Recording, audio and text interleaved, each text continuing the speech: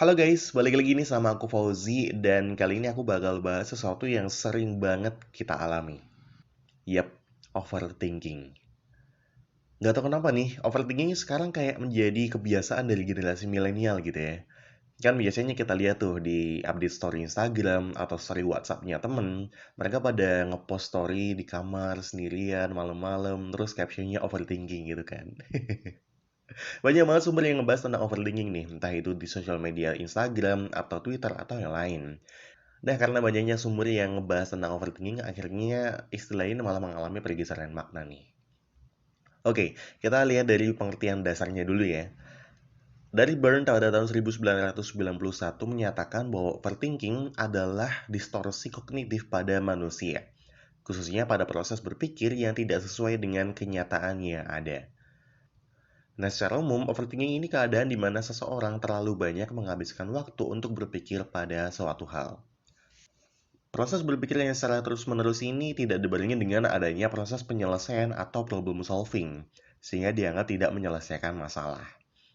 Jadi dari dua pengertian itu dapat disimpulkan bahwa overthinking adalah kondisi di mana seseorang terlalu banyak memikirkan suatu hal dalam waktu yang lama, tapi tanpa adanya solusi yang dihasilkan. Kondisi ini tentu membawa dampak yang kurang baik bagi kita nih, karena banyak energi dan waktu yang terbuang, tapi tidak ada suatu kesimpulan atau penyelesaian dari masalah itu. Jadi hanya fokus ke masalahnya aja. Ada sebagian orang yang menganggap bahwa overthinking ini sama dengan berpikir kritis. Overthinking tentu beda dengan berpikir kritis. Overthinking adalah kondisi terlalu memikirkan suatu hal tanpa adanya jalan keluar. Sedangkan berpikir kritis adalah proses untuk mencari jalan keluar dari permasalahan yang sedang dihadapi. Untuk merubah overthinking menjadi berpikir kritis bukan hal yang mudah. Nah, langkah pertama yang bisa dilakukan adalah cari dulu penyebabnya. Penyebab utama dari overthinking biasanya adalah tingkat stres yang tinggi karena banyaknya problem yang menumpuk dan merasa belum ada yang terselesaikan.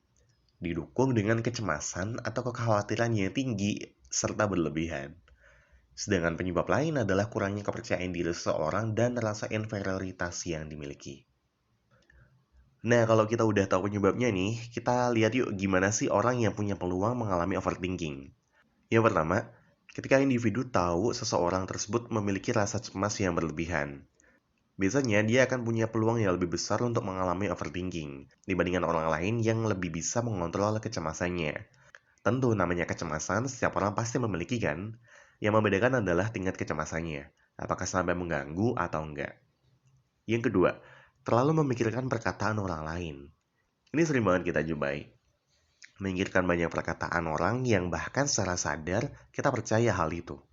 Padahal sebetulnya kita punya kemampuan untuk menyaring apakah yang dikatakan orang lain adalah fakta dan perlu kita pertimbangkan dengan bijak atau malah sebaliknya.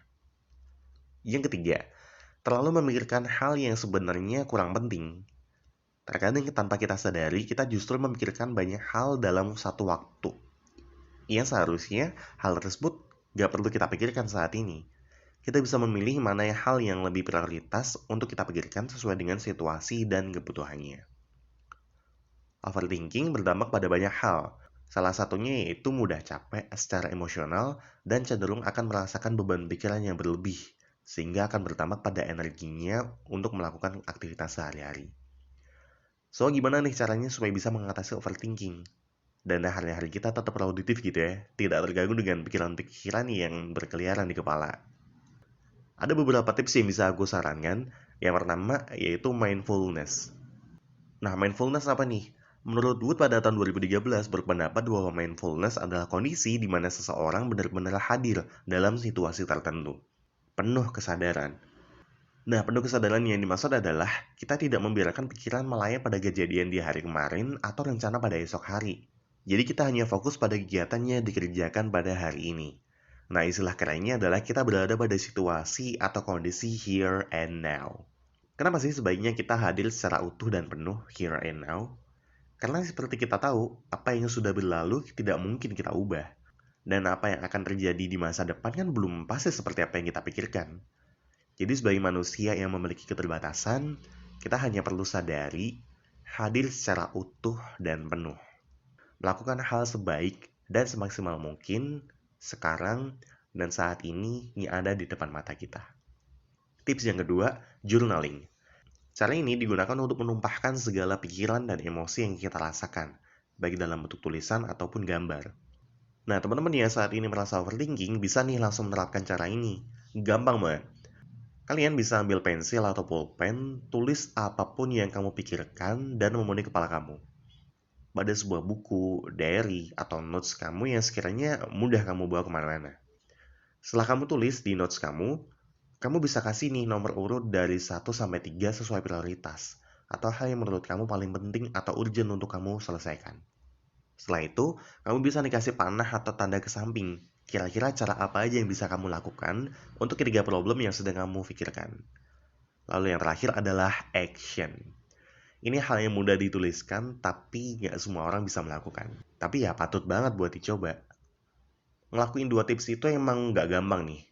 Tapi proses paling penting dari itu semua adalah memulainya satu demi satu. So, aku harap video ini bermanfaat buat kamu yang selalu overthinking dalam hal apapun dan bisa reda dari overthinkingnya. Tetap semangat ya. Akhir kata dari aku terima kasih dan sampai jumpa. Dadah.